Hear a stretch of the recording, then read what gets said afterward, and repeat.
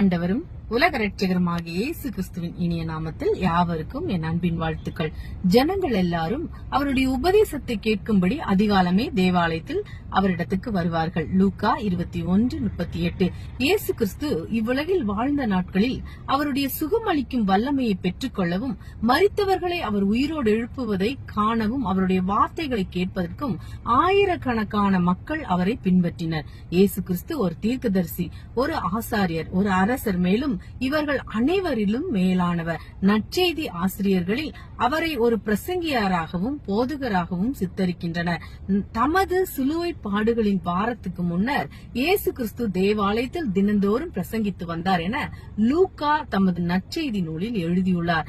ஜனங்கள் எல்லாரும் அவருடைய உபதேசத்தை கேட்கும்படி அதிகாலமே தேவாலயத்தில் அவரிடத்துக்கு வருவார்கள். லூக்கா 21:38. அவரது செய்திகள் புதுமையானது மாத்திரமல்ல, சத்தியமாகவும் இருந்தன.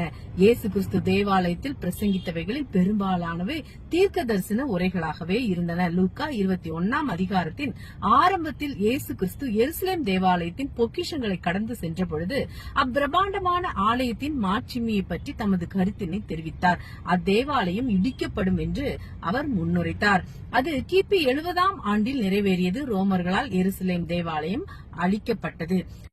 அவ்வதிகாரத்தின் பிற்பகுதி இவ்வுலகத்தின் மகா உபத்திரவ காலத்தில் எருசலேமை பற்றி இயேசு கிறிஸ்துவின் தீர்க்க தரிசன உரைகளாகும். சூரியன் அந்தகாரப்படும், சந்திரன் ஒளியை கொடாதிருக்கும், நட்சத்திரங்கள் வானத்திலிருந்து விழும், வானத்தின் சத்துவங்கள் அசைக்கப்படும் என வானத்தில் காணப்படும் சில அடையாளங்களை அவர் விவரித்தார். தமது விண்ணரசை ஸ்தாபிக்க மனுஷகுமாரன் வல்லமையோடும் மகிமையோடும் வானத்தின் மேகங்கள் மேல் வரும் முன் இப்பாவ உலகை நியாயம் தீர்ப்பார் என அதிகாலையில் தேவாலயத்தில் தம்மை தேடி வந்த மக்களுக்கு அவர் போதித்தார். வெளிப்படுத்துதல் 19:11-16 வரை. அனுதினமும் மக்கள் அவருடைய போதனைகளை கேட்கும் பொழுது அவர் வானமும் பூமியும் ஒழிந்து போம், என் வார்த்தைகளோ ஒழிந்து போவதில்லை, லூக்கா 21:33 என அவர்களுக்கு கூறினார். மாறும் இப்பிரபஞ்சத்தில் இயேசு கிறிஸ்துவின் வாய்மொழிகளும் தேவனால் பரிசுத்த வேதாகமத்தில் அருளப்பட்டுள்ள தேவனுடைய வார்த்தைகளும் என்றும் அழியாமல் இருக்கும். வானத்தின் சத்துவங்களை அசைக்க வல்லமையுள்ள தேவன் தமது வார்த்தைகளையோ அசையாமல் நிலைநிறுத்தி வைத்திருக்கும் வல்லமை பெற்றவர். இயேசு கிறிஸ்து தீர்க்க தரிசனமாக உரைத்தபடி வானங்கள் ஒழிந்து போனாலும் அவரது வார்த்தைகள் ஒருபோதும் ஒழிந்து போகாது. அன்று எருசலேம் தேவாலயத்தில் இயேசு கிறிஸ்து அனுதினமும் மக்களுக்கு போதித்தார். இன்றைய 20ஆம் நூற்றாண்டில் அவர் அவ்வாறு செய்யாவிட்டாலும் தேவனுடைய வார்த்தையான பரிசுத்த வேதாகமம் மூலமாக நம்முடன் அவர் பேசுகிறார். அதிகாலையில் அவரை தேடி தேவாலயத்தில் வந்த மக்களிடம் பேசியது போல இன்று நமக்கும் அவருடைய சத்தத்தை கேட்கும் பாக்கியம் கிடைத்துள்ளது. ஒரு கொடிய நோயிலிருந்து மீண்டு ஓய்வெடுப்பதற்காக கலிபோர்னியாவின் தென்பகுதிக்கு வந்த ஆண்ட்ரூ பிரெசர் என்ற தேவ மனிதரை பற்றி திரு ஐயன்சைடு என்பவர் இவ்வாறு கூறினார். அப்பக்திமான் மிகவும் களைப்புற்றிருந்தாலும் தம்முடைய பழைய வேதாகமத்தை திறந்து ஐயன்சைடு இதுவரை கேட்காத சத்தியங்களை தேவ வார்த்தையிலிருந்து விளக்கினார். அவரது வார்த்தைகளால் அசைக்கப்பட்ட திரு ஐயன்சைடு அவரை நோக்கி, இக்காரியங்களை எங்கிருந்து கற்றுக்கொண்டீர்கள்?